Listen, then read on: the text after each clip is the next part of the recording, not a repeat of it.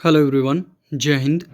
मैं अनुराग तिवारी स्वागत करता हूं आप सबका आपके इस यूट्यूब चैनल अनुरेहो पे। आज के इस लेक्चर में हम सब क्लास 7 के हिस्ट्री का चैप्टर 1 देखने वाले हैं। इस चैप्टर का नाम है हजार वर्षों के दौरान हुए परिवर्तनों की पड़ताल।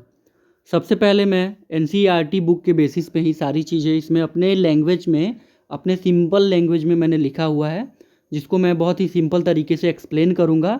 अगर आप किसी भी कॉम्पिटिटिव एग्जाम्स के लिए देखना चाहते हो तो ये चैप्टर काफ़ी ज़्यादा इंपॉर्टेंट है। और अगर आप क्लास 7 के भी बच्चे हो और इस लेक्चर को देख रहे हो तो पहली बार भी अगर देख रहे हो तो भी समझ में आएगा। सबसे पहले मैं इसे ईजिली तरीके से एक्सप्लेन करूँगा, उसके बाद में हम लोग कंक्लूजन देखेंगे और सबसे आखिरी में एग्जाम के पॉइंट ऑफ व्यू से क्या क्या महत्वपूर्ण बिंदु है उन सारे बिंदु को देखते हुए चलेंगे। तो चलो शुरू करते हैं। अध्याय का समय काल। इस अध्याय में लगभग हम 700 ईस्वी से 1750 ईस्वी तक के लगभग 1000 वर्षों की बात मतलब इसमें की गई है इस चैप्टर में। इस लंबे समय के दौरान भारत में बहुत सारे बदलाव हुए।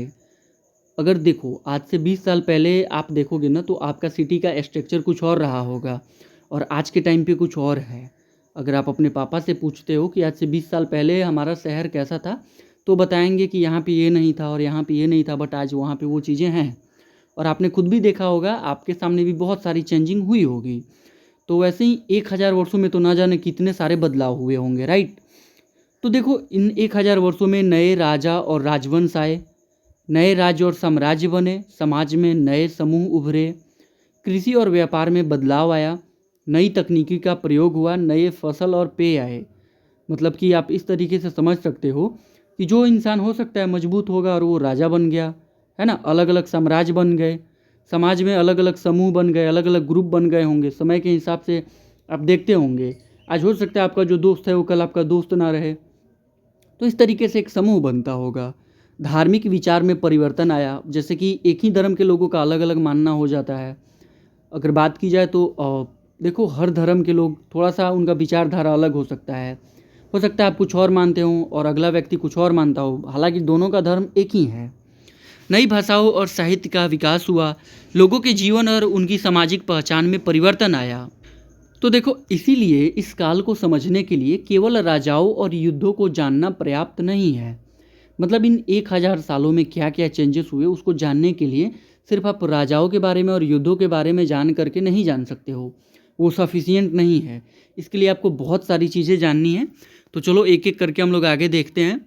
देखो सबसे पहले नक्शों में बदलाव। इतिहासकारों को अतीत समझने में नक्शे भी मदद करते हैं। अब इतिहासकार कौन होते हैं? तो इतिहासकार वो लोग होते हैं जो इतिहास का पता लगाते हैं। मतलब आज से 1000 साल पहले लोग कैसे रहते थे, आज से 5000 साल वर्ष पहले लोग कैसे रहते थे, आज से लगभग 10,000 वर्ष पहले लोग कैसे रहते थे। तो वो लोग इन चीज़ों का पता लगाते हैं, अलग अलग चीज़ों के सपोर्ट से वो लोग लगाते हैं, है ना। जैसे हथियार मिल जाना या कोई भी उस टाइम का चीज़ वस्तु मिलना, उसके बेसिस पे वो लोग इन सारे चीज़ों का पता लगाते हैं, उन सोर्सेस के बेसिस पे ही पता लगाते हैं और एक अनुमान लगाते हैं कि इतने वर्ष पहले लोग कैसे रहते थे। और ये सारी चीज़ें ना, ये जो लैंग्वेजेस है जैसे इतिहासकार हो गया, अभिलेख हो गया, तो इन सबको आप तब समझ पाओगे जब आप पहले के क्लास 6 के चैप्टर्स को पढ़े हो। तो अगर आपने क्लास 6 को नहीं पढ़ा हुआ है तो आप जा करके प्लेलिस्ट देख सकते हो, पूरा का पूरा क्लास 6 का हिस्ट्री कवर किया गया है। चलो अब आगे बढ़ते हैं। देखो एनसीईआरटी में दो अलग अलग समय के नक्शों की तुलना की गई है। अल इद्रिस का नक्शा, जब आप अपना पेज आप मानचित्र 1 देखते हो, चैप्टर के पहले ही पृष्ठ पे है ये, है ना। तो उसमें अल इद्रिस का बनाया हुआ नक्शा है जो कि 1154 ईस्वी में अरब भूगोलवेता अल इद्रिस ने बनाया था। ये उसके द्वारा बनाया गया है। ये दुनिया का एक नक्शा बनाया गया था, उसमें उसने भारतीय उपमहाद्वीपों को भी दिखाया था। लेकिन आज के नक्शे से उसकी तुलना मतलब करने पे कई अंतर दिखाई देते हैं, बहुत अलग अलग चेंजेस हैं। बाद में नक्शे में क्या हुआ, लगभग 1720 ईस्वी में आसपास ईस्वी के 1720 ईस्वी के आसपास यूरोपीय मानचित्रकारों द्वारा बनाए गए नक्शे अधिक विस्तृत थे।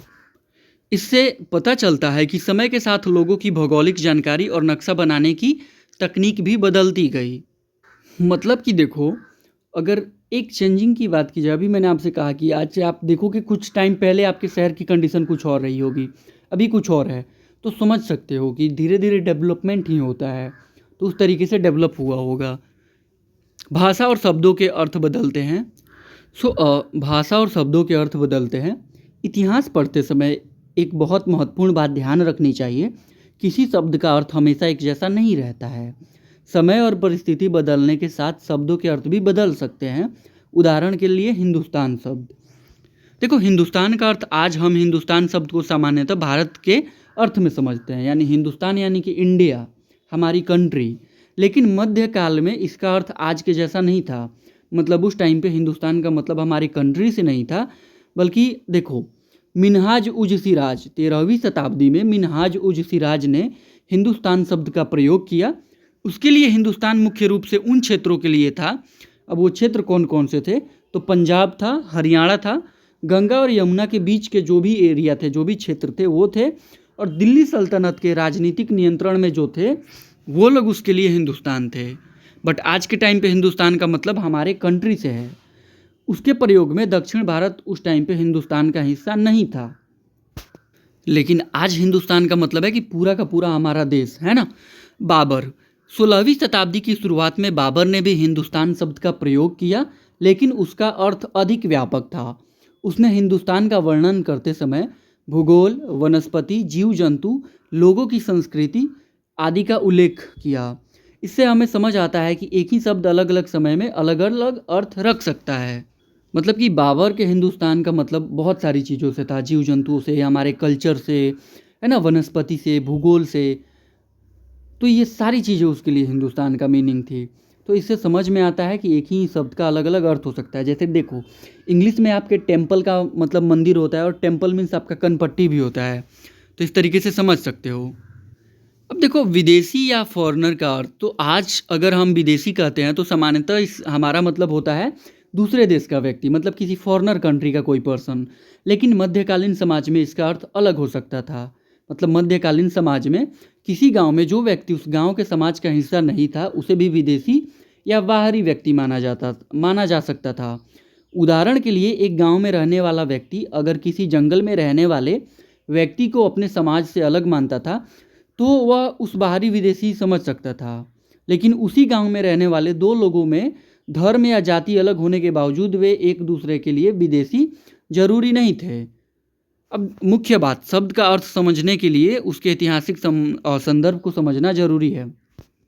देखो अभी इतना जो मैंने पढ़ के बताया इसको थोड़ा सा सिंपल करके समझाता हूँ। जैसे आज के टाइम पे विदेशी का मतलब होता है फॉरेनर कंट्रीज़ का, किसी दूसरे देश का आदमी। बट उस टाइम पे ऐसा नहीं था। उस टाइम पे किसी दूसरे गांव का आदमी भी विदेशी माना जा सकता था कि हाँ ये विदेशी है। लेकिन उसी गांव में किसी दूसरे धर्म का आदमी रहता हो, जैसे अभी इंडिया में हिंदू, मुस्लिम, सिख, ईसाई हर धर्म के लोग रहते हैं, तो क्या वो लोग विदेशी हैं क्योंकि उनका धर्म दूसरा है? नहीं, वो भी हमारे देश के हैं, जैसे हम इस देश के हैं, वो लोग भी इसी देश के नागरिक हैं। लेकिन हमारे ही धर्म का कोई ऐसा व्यक्ति जो किसी दूसरे देश का है तो वो विदेशी है। तो वो चीज़ उस टाइम पे भी होता था। जो गांव के थे, एक गांव के थे, वो लोग विदेशी नहीं थे, वो चाहे किसी भी धर्म के क्यों ना हो। ठीक है। अब देखो किसी भी शब्द का ना अर्थ समझने के लिए उसका ऐतिहासिक संदर्भ को समझना जरूरी है। जैसे कि अभी हिंदुस्तान को तुमने देखा कि हिंदुस्तान मध्यकाल में उसका मीनिंग कुछ और होता था, और अभी के टाइम पे हिंदुस्तान का मीनिंग कुछ और है। अब देखो इतिहासकार और उनके स्रोत। अब सवाल आता है कि इतिहासकारों को अतीत की जानकारी मिलती कहाँ से है। तो देखो इतिहासकार विभिन्न प्रकार के ऐतिहासिक स्रोतों का अध्ययन करते हैं। उनका मुख्य स्रोत क्या होता है, तो साहित्यिक स्रोत होता है, पांडुलिपियाँ होती हैं, इतिहास की पुस्तकें होती हैं, धार्मिक ग्रंथों से वो लोग अपने कुछ ना कुछ अपना जो भी उनका होता है आइडिया वो लोग लगाते हैं पढ़ करके, कविताओं के थ्रू, यात्रियों के विवरण के थ्रू। जैसे कि मान लो किसी दूसरे देश का कोई यात्री यात्रा करते हुए इंडिया आया, उसने अपनी कोई पुस्तक लिख दी, तो उस पुस्तक को पढ़ करके आइडिया लगाते हैं इतिहासकार कि उस टाइम पे कैसा कल्चर था इंडिया में। ठीक है। राजकीय दस्तावेज, फरमान जैसे राजाओं का जो आदेश होता था, और आत्मकथाएं और पुरातात्विक स्रोत। अब जैसे कि मान लो कोई पुरातात्विक स्रोत में जैसे कि कोई इमारत हो गया, मंदिर हो गया, मस्जिद हो गया, कोई किले हो गए, मकबरे हो गए, सिक्के हो गए, शिलालेख हो गए, मतलब कि किसी पत्थर पे लिखा गया लेख हो गया, मूर्तियाँ हो गई, चित्र आदि हो गया। अब देखो जैसे अभी मैंने बताया कि शिलालेख का मतलब होता है कि पत्थर पे लिखे गए लेख, पत्थर पे मतलब कुछ लिखवाना, वो शिलालेख है। तो इस तरीके के वर्ड्स बहुत सारी चीज़ें हैं जो आपको क्लास 6 में सीखने को मिली थी। अगर आपने क्लास 6 के लेक्चर्स को नहीं अटेंड किया है तो जा करके प्लेलिस्ट में पूरा का पूरा आप क्लास 6 का लेक्चर्स देख सकते हो, हिस्ट्री को कवर कर सकते हो। देखो, किसी भी कॉम्पिटिटिव एग्जाम्स में हिस्ट्री का ज़्यादा इंपॉर्टेंस है, इसलिए मैं सबसे पहले हिस्ट्री को कवर कर रहा हूँ। इसके बाद मैं साइंस को कवर करूँगा, फिर हम लोग मैथ्स को देखेंगे और उसके बाद हम लोग इंग्लिश ग्रामर भी पढ़ेंगे इस पे। तो इस चैनल को अभी तक अगर तुमने सब्सक्राइब नहीं किया है तो सब्सक्राइब करो और दोस्तों के साथ भी शेयर कर दो। अब आओ आगे बढ़ते हैं। कागज़ का बढ़ता उपयोग। लगभग 700 ईस्वी से 1750 ईस्वी के बीच कागज़ का उपयोग तेज़ी से बढ़ा। कागज़ के कारण लिखित सामग्री को सुरक्षित रखना और फैलाना आसान हुआ। लोग कागज़ पर लिखते थे। प्रशासनिक दस्तावेज, धार्मिक बातें, कविताएं लिखी जाती थी, पत्र लिखे जाते थे, इतिहास के बारे में लिखा जाता था और सरकारी आदेश भी लिखे जाते थे। इससे इतिहासकारों के लिए इस काल के बारे में जानकारी प्राप्त करना आसान हुआ। अब देखो, कागज़ नो डाउट बहुत ही ज़्यादा उपयोगी है। अब तुम खुद सोचो कि किसी जानवर के छाले पे तुम लिख रहे हो तो वो तो एक टाइम के बाद सड़ जाएगा, 1 साल के अंदर ही सड़ जाएगा। लेकिन अगर एक कागज़ पर लिख करके उसको सेफ रख रहे हो तो हो सकता है कि वो कई सालों तक चल जाए, है ना। अब आते हैं पांडुलिपियाँ, मनुस्क्रिप्ट्स। देखो, उस समय आज की तरह प्रिंटिंग प्रेस नहीं थी, इसलिए किताबें और दस्तावेज हाथ से लिखे जाते थे। इन्हें पांडुलिपियाँ कहा जाता था। मतलब ये जो हाथ से लिखे जाते थे ये पांडुलिपियाँ कहलाते थे। एक ही पुस्तक की अलग अलग हाथ से लिखी गई प्रतियों में अंतर हो सकता था। अब क्यों ऐसा? क्योंकि नकल करने वाला व्यक्ति कुछ शब्द बदल सकता था, कुछ बातें जोड़ सकता था, कुछ बातें छोड़ सकता था, गलती कर सकता था। इसलिए इतिहासकारों को अलग अलग प्रतियों की तुलना करनी पड़ती है। जैसे कि मान के चलो, तुम ही अपने दोस्त का आज अगर स्कूल नहीं जाते हो, अपने क्लास को नहीं अटेंड करते हो तो उसका नोट्स मांगते हो ना, और उसके नोट्स को मांग करके लिखते हो। तो जब उसके नोट्स को मांग करके लिखते हो तो ज़रूरी तो है नहीं कि उसी की तरह लिखोगे। उसमें हो सकता है कि तुम्हें लगे कि कुछ और ऐड करना चाहिए, तो आप ऐड करके भी कुछ लिखते हो। तो इसी तरीके से समझो, बेसिकली पांडुलिपियाँ हाथ से लिखी जाती थी, ये बात हमेशा याद रखना। अब देखो, अभिलेखागार महत्वपूर्ण दस्तावेजों और पांडुलिपियों को सुरक्षित रखने के लिए अभिलेखागार होते थे। राजाओं और शासकों के समय राजकीय आदेश हो गए, जो भी राजा आदेश देते थे, प्रशासनिक रिकॉर्ड जैसे कि कब क्या हुआ था, मान लो कि इतना पैसा सेना के ऊपर खर्च हुआ था, तो वो सारे प्रशासनिक रिकॉर्ड, भूमि से जुड़े दस्तावेज जैसे ज़मीनों के कागज पत्तर, और महत्वपूर्ण पत्र जैसे कि राजा ने किसी दूसरे देश के राजा को कोई पत्र लिखा होगा या किसी दूसरे देश के राजा ने इस राजा को पत्र लिखा होगा, तो ऐसे महत्वपूर्ण पत्र, इन सबको सुरक्षित रखा जाता था। आज भी इतिहासकार पुराने अभिलेखागारों में रखे दस्तावेजों का अध्ययन करते हैं। तो इन सारे दस्तावेजों को कहाँ रखा जाता था? कागजों को अभिलेखागार में, है ना। ये उसको सुरक्षित रखने का एक, मान सकते हो कि जगह होता है। तो अभिलेखागार में रखे दस्तावेजों का आज भी इतिहासकार जो है वो अध्ययन करते हैं। इतिहासकारों की कठिनाई। देखो, इतिहासकारों के सामने एक समस्या यह भी है कि हर ऐतिहासिक स्रोत पूरी सच्चाई नहीं बताता है। उदाहरण के लिए, किसी राजा के दरबारी इतिहासकार ने राजा की प्रशंसा में बहुत कुछ लिखा हो सकता है, इसलिए इतिहासकार एक से अधिक स्रोतों की तुलना करके निष्कर्ष निकालते हैं। यही कारण है कि इतिहास केवल किसी एक पुस्तक को पढ़कर नहीं लिखा जाता। अब मान के चलो कि कोई राजा है और मैं उसके राज का दरबारी कवि हूँ, मान लो, तो हो सकता है कि मैं उसके डर से भी उसकी प्रशंसा करूं कि राजा मुझे मार ना दे, कोई सज़ा ना दे, इसलिए मैं उसका प्रशंसा कर रहा हूं। अब मान के चलो एक और कोई विदेशी यात्री आता है उसी राजा के समय, जब वो राजा रहता है जिसकी मैंने तारीफ़ की है, और कोई दूसरा विदेशी यात्री आता है और वो उसकी कुछ शिकायतें करता है, तो जो इतिहासकार होंगे वो दोनों पुस्तकों को पढ़ करके और एक कंक्लूजन निकालते हैं कि हाँ, क्या सच्चाई है, उसको जानने की कोशिश करते हैं। अब देखो, नए सामाजिक और राजनीतिक समूह। 700 ईस्वी से 1750 ईस्वी के बीच समाज में कई नए सामाजिक और राजनीतिक समूह उभरे। जैसे उदाहरण के लिए राजपूत, मराठा, जाट, सिख, अहोम, अन्य क्षेत्रीय समुदाय। इन समूहों में से कई धीरे धीरे राजनीतिक रूप से शक्तिशाली बने और उन्होंने अपने अपने क्षेत्रों में शासन स्थापित किया। जैसे कि हर जगह के अलग अलग राजा हो सकते हैं, है ना। तो उन्होंने अपने अकॉर्डिंग, जहाँ पे भी उनके वो शक्ति मिली, जहाँ पे वो लोग ताकत में आए, वहाँ पे उन्होंने अपना अपना एक शासन स्थापित किया। अब आगे देखते हैं कृषि का विस्तार। इस काल में कृषि का विस्तार हुआ। जनसंख्या बढ़ने के साथ अधिक भोजन की आवश्यकता हुई। अब जैसे देखो, जितना ज़्यादा जनसंख्या होगा उतना ज़्यादा भोजन का भी आवश्यकता होगा, इसलिए जंगलों को साफ करके कृषि भूमि बनाई गई। नई बस्तियां बसाई गई, मतलब जंगलों को भी कहीं ना कहीं काट करके और उसे भी कृषि के लिए बनाया गया ताकि वहाँ पे खेती की जा सके। नई बस्तियां बसाई गई, कृषि उत्पादन बढ़ाया गया ताकि ज़्यादा से ज़्यादा मतलब लोगों तक वो अनाज जा सके, लोग खा सके। नए किसान समूह विकसित हुए, लेकिन इसका प्रभाव सभी पर समान नहीं था। कई वनवासी समुदाय की पारंपरिक भूमि और जीवन शैली पर इसका प्रभाव पड़ा। अब मान के चलो कि जो लोग जंगल में रहते हैं, जो समुदाय जंगल में रहता है, अगर जंगल को काटा जाएगा तो उनके लाइफ स्टाइल पे तो फर्क पड़ेगा, इम्पैक्ट आएगी, राइट। तो ये चीज़ें हुई। नई तकनीकें, इस काल में कई नई तकनीकों का प्रयोग बढ़ा। फारसी चक्र, इसका प्रयोग बेसिकली क्या होता था, सिंचाई के लिए किया जाता था। इससे कुआं से पानी निकालना आसान हुआ, मतलब ये आसान तरीके से इससे लोग कुएं से पानी निकाल लेते। चरखा, चरखे के प्रयोग से धागा काटने का काम हुआ, अधिक आसान और तेज हुआ। चरखे के सपोर्ट से जो धागा बनाने का काम था वो ज़्यादा आसान हुआ। इससे वस्त्र उत्पादन में मदद मिली, मतलब जितना बढ़िया से सूत काटा जाता था, धागा काटा जाता था, तो उसका उपयोग कपड़ा को बनाने में किया जाता है, आप भी जानते हो, राइट। अब कागज, कागज के बढ़ते उपयोग ने लेखन, प्रशासन, शिक्षा, साहित्य को प्रभावित किया। नो डाउट, देखो अगर किसी जानवर के चमड़े पे लिखना हो तो वो मुश्किल है, बट आज के टाइम पे तुम देखते हो कि कागज़ पे तुम कितने आसानी से लिख लेते हो, राइट। तो ये चीज़ें ईजी हुआ, कागज़ पे लिखना आसान किया बहुत सारी चीज़ों को। नई फसलें और पेय, इस काल में भारत में कुछ नई फसलें और पेय भी पहुँचे। उदाहरण के लिए देखो, आलू, मक्का, मिर्च, चाय, कॉफ़ी, इन चीज़ों ने भारतीय भोजन और कृषि को प्रभावित किया। अब आगे तुम पढ़ोगे तो तुम्हें पता चलेगा कि कैसे आलू, मतलब जो आलू का प्लांटेशन है, आलू की खेती है, उसको कैसे पुर्तगीज लोगों ने इंट्रोड्यूस किया था, हमसे परिचय कराया था। तो ऐसे ही समझो कि जैसे आलू, मक्का, मिर्च, चाय, इन चीज़ों ने भारतीय भोजन को और कृषि को प्रभावित किया। जाहिर सी बात है, आज आलू हमारे घर का बहुत महत्वपूर्ण हिस्सा है। मतलब अगर सब्जियों में तुम अगर 10 दिनों तक आलू नहीं खाओ तो तुम्हें ऐसे लगेगा कि तुम कुछ तो मिस कर रहे हो। अब आते हैं जातियाँ। समाज में जाति एक महत्वपूर्ण सामाजिक संस्था थी।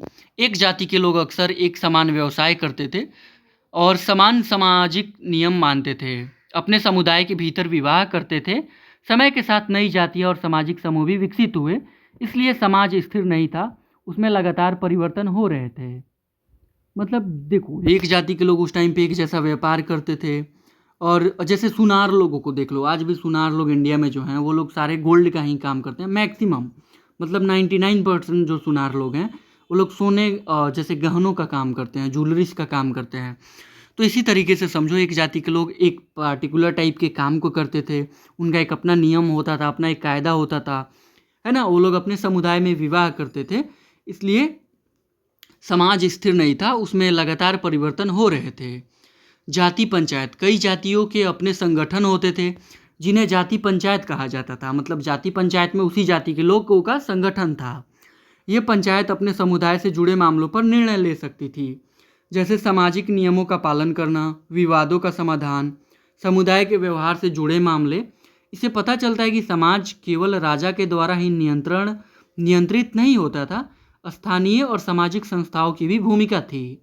तो बेसिकली ये पंचायत क्या करती थी, जाति पंचायत, की समाज, मतलब जो भी समाज का नियम है, विवाद जो उस समाज के लोगों का आपसी विवाद है, तो अपने समाज के लोगों का एक मतलब उनके लिए एक फैसला लेती थी, एक सुझाव देती थी।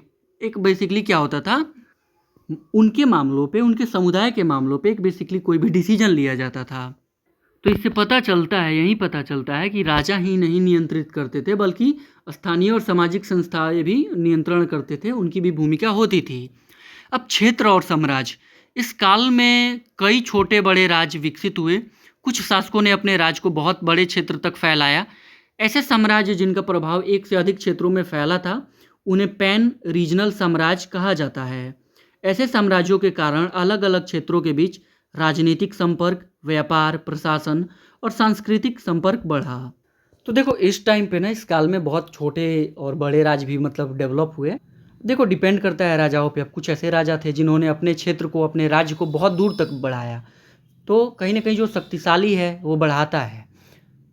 अब पैन रीजनल साम्राज्य क्या था, तो ऐसे साम्राज्य थे ना जिनका प्रभाव एक से अधिक क्षेत्रों में फैला था, तो उन्हें पैन रीजनल साम्राज्य कहा जाता था। ऐसे साम्राज्य के कारण मतलब अलग अलग क्षेत्रों के बीच राजनीतिक संपर्क होते थे। अब देखो, अब एक से अधिक क्षेत्रों में है उसका फैला हुआ है वो साम्राज्य, उसका प्रभाव, राइट। तो वहाँ पे अलग अलग क्षेत्रों में राजनीतिक संपर्क भी होता था, व्यापारिक संपर्क और प्रशासन संपर्क, ये सारी चीज़ें थी। अब आते हैं क्षेत्रीय संस्कृतियों का विकास। तो देखो, भारत एक बहुत बड़ा और विविध क्षेत्र था। अलग अलग क्षेत्रों में अलग अलग भाषाएं, अलग रीति रिवाज, अलग भोजन, अलग धार्मिक परंपराएं, अलग राजनीतिक व्यवस्थाएं विकसित हुई। इसलिए पूरे भारत को एक ही संस्कृति या एक ही समाज के रूप में समझना सही नहीं होगा। मतलब देखो, भारत बहुत ही बड़ा विविध क्षेत्र था। आज के भी टाइम पे इंडिया बहुत बड़ा है। और देखो, अलग अलग क्षेत्रों में अलग अलग लैंग्वेज आज भी बोले जाते हैं। जैसे बिहार में भोजपुरी, यूपी में भोजपुरी, वहीं पे पंजाब में लोग पंजाबी में बात करते हैं, है ना। तो अलग अलग रीति रिवाज भी है। अब जैसे बिहार का एक सबसे बड़ा लोक पर्व है छठ, वहीं पे यूपी में लोग नवरात्रि को बहुत अच्छे तरीके से मनाते हैं। उत्तराखंड में नवरात्रि को बहुत अच्छे तरीके से मनाया जाता है। पहनने, कपड़ा पहनना, उनकी परंपराएं, धार्मिक सारी चीज़ें, बिलीव्स अलग हो सकती हैं, है ना। तो उस टाइम पे भी ये सारी चीज़ें थी। इसलिए पूरे भारत की संस्कृति को एक ही समाज के रूप में समझना सही नहीं होगा। मतलब अलग अलग समाज, अलग अलग समुदाय और अलग अलग रीति रिवाजों को मानने वाले लोग उस टाइम पे भी थे। पुराने और नए धर्म, इस काल में धार्मिक जीवन में भी बहुत परिवर्तन हुए। भारत में पहले से मौजूद धार्मिक परंपराएं जारी रही, लेकिन उनके भीतर भी नए विचार और प्रथाएं विकसित हुई। जैसे देखो, आज भी लोग, हम जिस भी धर्म को आप मानते हो सकता है उसमें किसी का एक अलग विचारधारा बन जाए, है ना, और उसको लोग फॉलो भी करने लगे। कुछ लोग उसके विचारधारा को सपोर्ट भी देने लगे और उसके विचारधारा से सहमत होकर के उसके विचारधारा को मानने भी लगे। साथ ही इस्लाम भारत में एक महत्वपूर्ण धार्मिक परंपरा के रूप में विकसित हुआ। मतलब कि इस्लाम धर्म भी जो था, तो उस टाइम पे भारत में एक महत्वपूर्ण धार्मिक परंपरा के रूप में वो डेवलप हुआ। इस काल में और क्या हुआ, तो देखो, इस काल में भक्ति परंपराएं, सूफी परंपराएं, नए धार्मिक विचार और नए धार्मिक समुदाय महत्वपूर्ण बने। मतलब इस टाइम पे भक्ति परंपराएं, सूफी परंपराएं, नए धार्मिक विचार, जैसे कि नए थॉट्स आ सकते हैं, है ना, नए धार्मिक समुदाय बने, उसको लोगों ने फॉलो किया, तो ये सारी चीज़ें महत्वपूर्ण बनी। अब भक्ति परंपरा का अर्थ है ईश्वर के प्रति व्यक्तिगत प्रेम और भक्ति। मतलब जैसे हो सकता है कि आप भगवान शिव में मानते हो, है ना, भगवान कृष्ण जी में मानते हो। भक्ति परंपरा के कई संतों ने ईश्वर के प्रति प्रेम, भक्ति और समानता, सरल धार्मिक जीवन पर जोर दिया। उन्होंने कई बार यह विचार रखा कि ईश्वर तक पहुंचने के लिए केवल जटिल धार्मिक कर्मकांड जरूरी नहीं है। मतलब जरूरी नहीं है कि आप बैठ करके मंत्र पढ़ रहे हो, पूजा कर रहे हो। आप अगर शिव जी में बिलीव रख रहे हो तो शिव जी को बैठे बैठे भी याद कर सकते हो। इस एग्जाम्पल से आप इस चीज़ को समझ सकते हो, है ना। अब सूफी परंपरा, इस्लाम के भीतर सूफी परंपरा ने भी भारतीय समाज को प्रभावित किया। सूफी संतों ने प्रेम, भक्ति, मानवता, आध्यात्मिक जीवन पर जोर दिया। उनके खानकाह और धार्मिक केंद्र लोगों के मिलने जुलने के स्थान भी बने। मतलब कि सूफी परंपरा, इस्लाम के भीतर सूफी परंपरा था बेसिकली, ठीक है। और सूफी संतों ने प्रेम, भक्ति, इन सारे चीज़ों पे मतलब ज़्यादा जोर दिया, इन सारे चीज़ों को ज़्यादा इंपॉर्टेंस दी। अब उनके एक खानका थे और धार्मिक केंद्र लोगों के मिलने जुलने के स्थान भी बने, जहाँ पे उस धर्म के लोग मिलते थे। आज भी आप लोग देखते हो कि जैसे इस्लाम धर्म के अंदर जो एक उनका पार्टिकुलर अपना कोई भी फेस्टिवल होता है, तो उसमें वो लोग एक साथ मिल करके जाते हैं और शायद नमाज अदा करते हैं या नमाज पढ़ते हैं, जो भी। तो देखो, धर्म में बदलाव का अर्थ केवल नया धर्म आना नहीं है। यह बहुत महत्वपूर्ण कॉन्सेप्ट है। धार्मिक परिवर्तन का मतलब केवल यह नहीं है कि कोई नया धर्म आया। पुराने धर्मों के भीतर भी नए विचार आए, नई पूजा पद्धतियाँ विकसित हुई, नए संत और धार्मिक नेता सामने आए, नए धार्मिक केंद्र बने। इसलिए धार्मिक इतिहास को भी परिवर्तन और निरंतरता दोनों के रूप में समझना चाहिए। मतलब कि धर्म में बदलाव का मतलब ये नहीं है कि कोई नया धर्म कहीं आ जाना। इसका ये देखो, ये बहुत ही महत्वपूर्ण कॉन्सेप्ट है। इसका यह भी मतलब है कि मतलब जो पुराना धर्म ही है उसमें भी कोई नया विचार आ सकता है। जैसे मान के चलो कि कोई इस्लाम धर्म को मानता है और उसके कुछ नए थॉट्स हो सकते हैं। कोई सनातन धर्म को मानता है और उसके कुछ नए थॉट्स हो सकते हैं, राइट। कुछ नया पूजा करने का तरीका उसका हो सकता है। अब जैसे अभी के टाइम पे प्रेमानंद जी महाराज जो हैं, वो एक बहुत अच्छे संत हैं, है ना। उनको काफ़ी ज़्यादा लोग फॉलो कर रहे हैं, मैं भी फॉलो करता हूँ। तो इस तरीके से समझ सकते हो। तो इसलिए धार्मिक इतिहास को मतलब कि धार्मिक इसलिए धार्मिक इतिहास को भी परिवर्तन और निरंतरता दोनों के रूप में समझना चाहिए। बिल्कुल, कहीं न कहीं धार्मिक इतिहास है ना, उसका परिवर्तन और निरंतरता दोनों रूप में समझना चाहिए। इसका मतलब मैं समझाता हूँ तुम्हें। जो धार्मिक इतिहास होता है उससे भी कहीं न कहीं बहुत सारे चेंजेस आते हैं। अभी जैसे देख लो, प्रेमानंद जी महाराज को सुन के बहुत सारे लोग कहीं न कहीं अच्छे गुणों को अपना रहे हैं, है ना? बहुत सारे लोग जैसे नॉन-वेज को छोड़ के वेज हो गए हैं। जैसे मैंने भी उनकी बातों को सुन के ही नॉन-वेज को छोड़ा था। देखो, इतिहास को कालखंडों में बाँटना। इतिहासकार सुविधा के लिए इतिहास को अलग-अलग कालखंडों में बाँटते हैं, जैसे प्राचीन काल, मध्यकाल, आधुनिक काल। लेकिन ध्यान रखना चाहिए कि वास्तविक जीवन में बदलाव इतनी स्पष्ट रेखा के साथ नहीं होते। एक काल समाप्त होते ही अगले दिन पूरी तरह नया समाज पैदा नहीं हो जाता।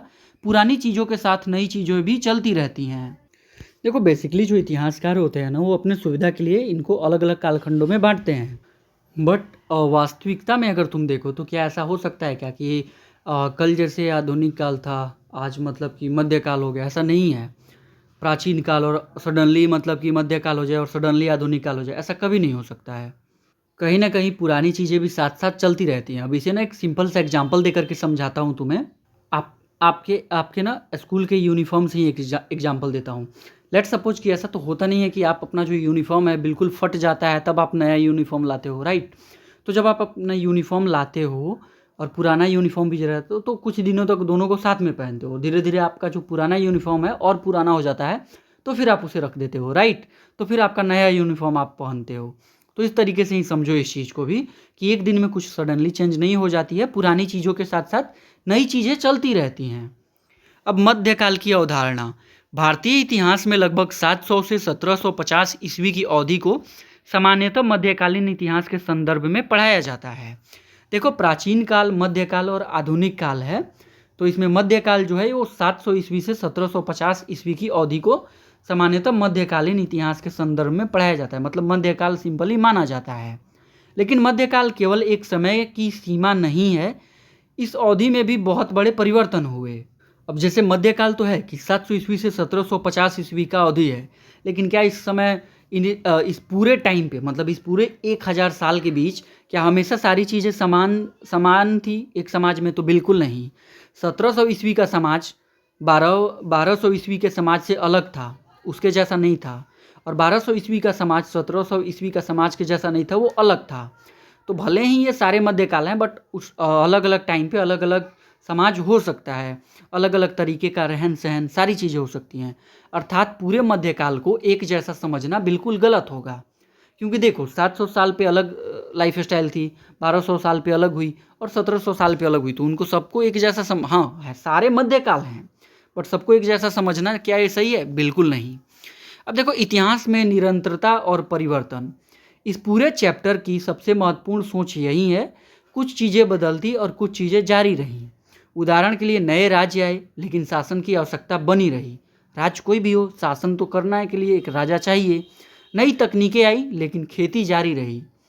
अब ऐसा तो है नहीं कि खेती छोड़ दोगे। मेट्रो में बैठ रहे हो तो खाने के लिए कुछ तो चाहिए ना, तुम्हें फूड चाहिए ना, या मेट्रो में बैठ के ऐसा तो है नहीं कि तुम जी जाओगे। तो वो चीज़ें हैं। टेक्निकल चीज़ें कितना भी डेवलप हो जाए, लेकिन खेती तो जारी रहेगी ही। नई धार्मिक परंपराएं आई, लेकिन पुरानी परंपराएं भी जारी रही। अब ऐसा तो है नहीं कि अगर जैसे कोई मेंटलिटी है, अब प्रेमानंद जी महाराज से बहुत सारे लोग इन्फ्लुएंस हो रहे हैं, मैं इन्फ्लुएंस हो रहा हूँ, लेकिन ज़रूरी नहीं है कि सारे लोग इन्फ्लुएंस ही हो जाएं, है ना? कुछ लोग अपनी मानते हैं। तो ये चीज़ें हैं। नई भाषाएं विकसित हुई, लेकिन पुरानी भाषाओं का भी प्रयोग जारी रहा। अब जैसे कि आप समझ सकते हो इसे एक तरीके से कि आज आप देखो, आज से 100 साल पहले इंडिया में उतने लोग इंग्लिश में बात नहीं करते होंगे, बट आज के टाइम पे बहुत सारे बच्चे इंग्लिश में बात करते हैं। बट इसका मतलब ये तो नहीं है कि हम लोग हिंदी लैंग्वेज को भूल जाएंगे, राइट? हिंदी हमारी नेटिव लैंग्वेज है ना? हमारा मूल भाषा है। अब देखो, इसे हम कहते हैं continuity plus change equal to historical development. मतलब पहले की चीज़ें भी चलती रहीं, कुछ चेंजेस भी हुए। अब देखो, पूरे चैप्टर का ना एक सिंपल सा कंक्लूजन देखते हैं, निष्कर्ष देखते हैं।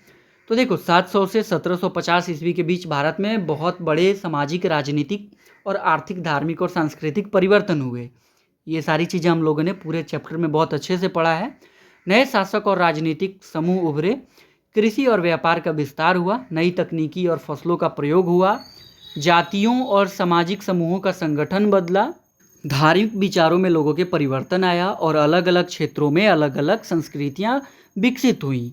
इन बदलावों को समझने के लिए इतिहासकार नक्शे के, पांडुलिपियों, सिक्कों के, इमारतों के और अभिलेखों के, यात्रियों के विवरण और अन्य स्रोतों का उपयोग करते हैं। सबसे महत्वपूर्ण बात यह है कि इतिहास में परिवर्तन धीरे धीरे होते हैं और किसी भी समय को समझने के लिए उस समय की भाषा, शब्दों और परिस्थितियों को समझना जरूरी है। नहीं तो आप नहीं समझ सकते हो, इन सारी चीज़ों को समझ के ही समझ पाओगे और एक दिन में कोई भी सडनली चेंजेस नहीं हो जाते हैं। अब देखो, बच्चों के परीक्षा के लिए, आप सबकी परीक्षा के लिए सबसे इम्पोर्टेंट जो चीज़ें हैं, तो अध्याय का काल लगभग 700 से 1750 ईस्वी है। अल इद्रिस ने 1154 ईस्वी में महत्वपूर्ण विश्व मानचित्र बनाया था। उसके बाद में इतिहास में शब्दों के अर्थ समय के साथ बदल सकते हैं। जैसे कि मैंने ऊपर आपको पढ़ाया था, मिनहाज उज सिराज और बाबर ने हिंदुस्तान शब्द का अलग अलग संदर्भों में प्रयोग किया। वहीं पे अगर आज की बात की जाए तो हिंदुस्तान का मतलब है पूरा हमारा देश। मध्यकाल में विदेशी का अर्थ आज के अर्थ से अलग हो सकता है। जैसे आज के टाइम पे फॉरेनर्स के लिए हम लोग विदेशी यूज करते हैं, उस टाइम पे दूसरे गांव के लोगों के लिए भी विदेश का ही यूज किया जाता था। अब इतिहासकार पांडुलिपियों, अभिलेखों, सिक्कों, इमारतों, दस्तावेजों और यात्रियों के विवरण जैसे स्रोतों से इतिहास जानते हैं। मतलब उन सबको एक करके देख करके और वो लोग आइडिया लगाते हैं कि पहले कैसे लोग रहते थे, क्या खाते थे, कैसे लाइफ स्टाइल होते थे। कागज और पांडुलिपियों के बढ़ते उपयोग ने लिखित इतिहास को बढ़ावा दिया। ऊपर मैंने आपको समझाया भी है। इस काल में राजपूत, मराठा, जाट, सिख और ओहोम जैसे नए सामाजिक राजनीतिक समूह शक्तिशाली हुए। फारसी चक्र, चरखा और कागज जैसी तकनीकों ने, साधनों ने, उपयोग ने जीवन और उत्पादन में परिवर्तन किया। इन चीज़ों ने लाइफ स्टाइल में बहुत सारी चेंजेस की। अब देखो, आलू, मक्का, मिर्च, चाय और कॉफ़ी जैसी चीज़ें, नई फसलें और पेय भारतीय जीवन में आए, है ना, ये आए और उसका इम्पैक्ट भी पड़ा। जाति सामाजिक संगठन की महत्वपूर्ण इकाई थी और जाति पंचायतों की भूमिका भी थी। अब अगर तुमने चैप्टर को बहुत अच्छे से पढ़ा है तो चलो कमेंट करके बताओ कि जाति पंचायत क्या था और उसका काम क्या था। अब देखो, बड़े क्षेत्रों में फैले साम्राज्यों को समझने के लिए पैन रीजनल एम्पायर की आवश्यकता महत्वपूर्ण है। और ये भी बताओ कमेंट करके कि पैन रीजनल एम्पायर क्या है। ऊपर मैंने प्रॉपर पढ़ाया भी है। इस काल में भक्ति और सूफी परंपराओं का विकास और प्रभाव महत्वपूर्ण रहा। इतिहास को प्राचीन, मध्यकालीन और आधुनिक जैसे कालखंडों में बांटना अध्ययन की सुविधा के लिए किया जाता है। सबसे महत्वपूर्ण विचार, इतिहास में परिवर्तन के साथ साथ निरंतरता भी बनी रहती है। अब देखो, एक लाइन में ना बच्चों आप लोगों को पूरा चैप्टर समझाऊं तो 700 से 1750 ईस्वी के बीच भारत में भाषा, समाज, राजनीति, कृषि, तकनीक, धर्म और संस्कृति में लगातार परिवर्तन हुए और इतिहासकार अलग अलग स्रोतों की मदद से इन परिवर्तनों को समझते हैं। बेसिकली इस पूरे चैप्टर का यही कंक्लूजन है। आई होप कि तुम्हें वीडियो बहुत अच्छा लगा होगा। देखो, सबसे अच्छा तरीका ये है ना पढ़ाई करने का कि सबसे पहले बुक उठाओ NCERT का और उसे पढ़ो। फिर तुम्हें ना वहाँ पे बहुत सारे डाउट्स बनेंगे तुम्हारे मन में। उसके बाद इस लेक्चर को अटेंड करोगे तो तुम्हारे सारे डाउट्स क्लियर हो जाएंगे और बहुत ही सिंपल तरीके से मैंने एक्सप्लेन भी किया है हर चीज़ों को। उसके बाद फिर अपने बुक को पढ़ो। अब इससे क्या होगा कि तुम्हारे पूरे कॉन्सेप्ट्स भी क्लियर हो जाएंगे और ये लॉन्ग टाइम तक तुम्हारे मेमोरी में भी रहेंगी सारी चीज़ें। तो जब भी तुम एग्जाम पॉइंट ऑफ व्यू से एक बार भी रीडिंग डालोगे तो सारी, या एक बार भी इस लेक्चर को आके अटेंड करोगे तो तुमको सारी चीज़ें रिकॉल हो जाएंगी और एग्जाम में अच्छा परफॉर्म करोगे। वीडियो अच्छा लगा तो वीडियो को लाइक करो, चैनल को सब्सक्राइब करो, क्योंकि तुम्हारा एक लाइक, तुम्हारा एक सब्सक्राइब ही मुझे मोटिवेट करता है। क्या चेंजेस करने चाहिए, क्या सजेस्ट करना चाहते हो, किस नए टॉपिक पे वीडियो चाहते हो, किस सब्जेक्ट को पढ़ना चाहते हो, उसके लिए कमेंट कर सकते हो। मैं तुम्हें उस चैप्टर का वीडियो बना करके दे दूँगा।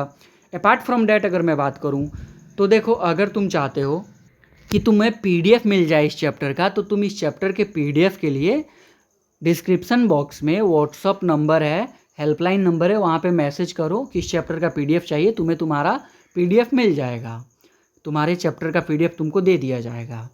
सो मिलते हैं नेक्स्ट वीडियो में। तब तक के लिए अपना ध्यान रखो। जय हिंद, बाय।